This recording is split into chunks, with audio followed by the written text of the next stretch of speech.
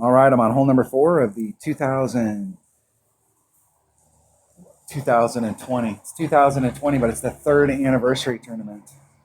I'm in the opening round of the rookie division. Hole number 3, big test right here. Extra mile. You can use an APOC. You can use an APOC before I have an extra mile 9, so I'm using an extra mile 9.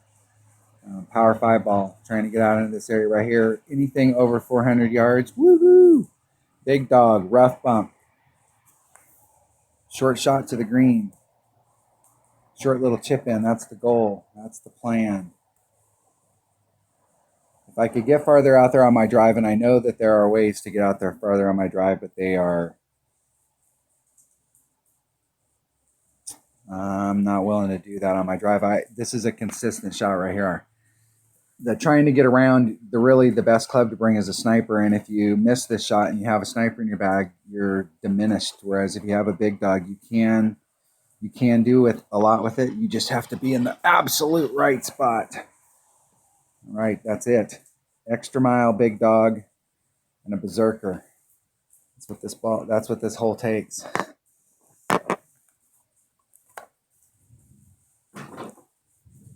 Now you can shoot this hole without a power 5 ball if you have upper developed clubs, and pretty consistently put yourself in a serious spot for eagle.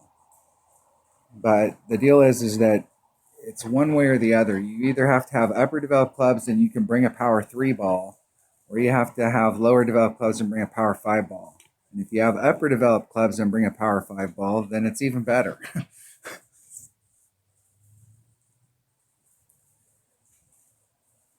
And so if you come out here and you've got upper developed clubs and a big power 5 ball and you don't get this done, that was an epic fail. And I don't know what just happened right there, but my screen turned off and I went to my sleep mode and the video stopped. I had to restart it, turn it back on, but I was able to get back out here. Woo! All right, that's it. Anything over 400, anything that's got a 4 in front of it, that's the way to go. Maximum top spin, all the curl, all the side spin I can muster. I'm going to be 2 rings off of that transitional surface. 4.8 plus 10%, it's 5.2. There's 5.2, about 2.5 rings. Max curl. Hitting it perfect.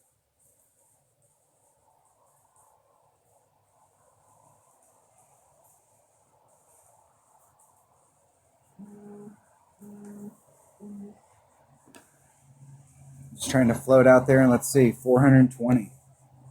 Excellent. That's the distance we're looking for.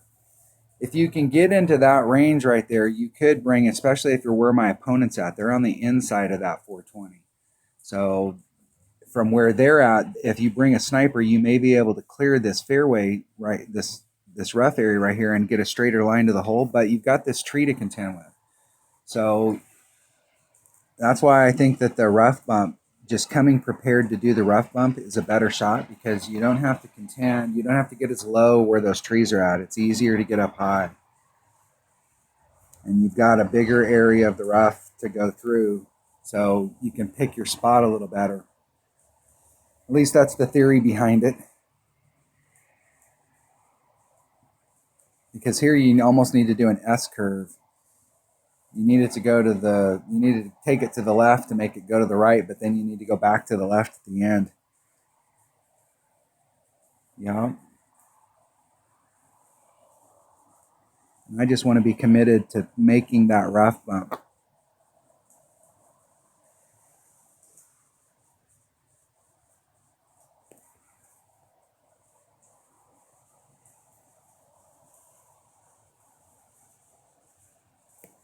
It's 3.3.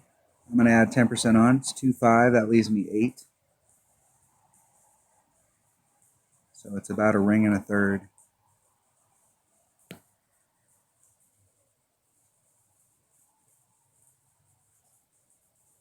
And I hit great to the right, which puts me shallower into the rough on this second bounce, like right there. It puts me closer to the edge. And I could put a little bit more topspin on that and bleed out onto the green. But the deal there is that if you don't put enough, you'll end up here at the top, and it's a long putt. And if you put too much on, you'll end up going past the hole, and it can bleed off down towards the bottom, and you'll end up with a shot down there that is worse than just taking the shot from the fringe up here. And if you do end up in the rough right there, this is a seriously makeable shot if you hit perfect. Come on, dude. Hit it great to the right. See if they set it up right. Just great to the right.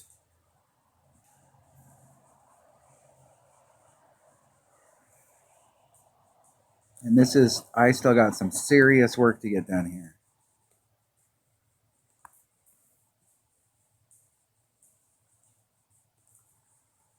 Go right at the cup. Wind may play a factor here, so I'm going to hedge my bet and go right off the edge of the cup.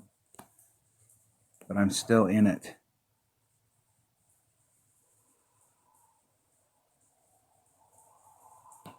Hitting it perfect. If it hits the flagpole, wind affected it.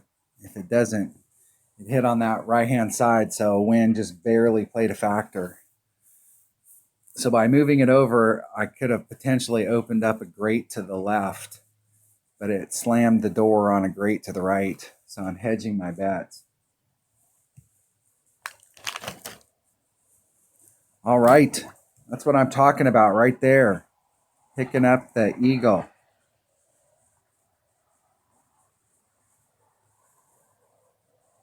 -4 after 3, that's not anything to write home about, but that's something to write home about. That's staying with the minimum score. Now I've got 2 holes here to try and pick something up. And I will catch you on 4. Thanks for watching.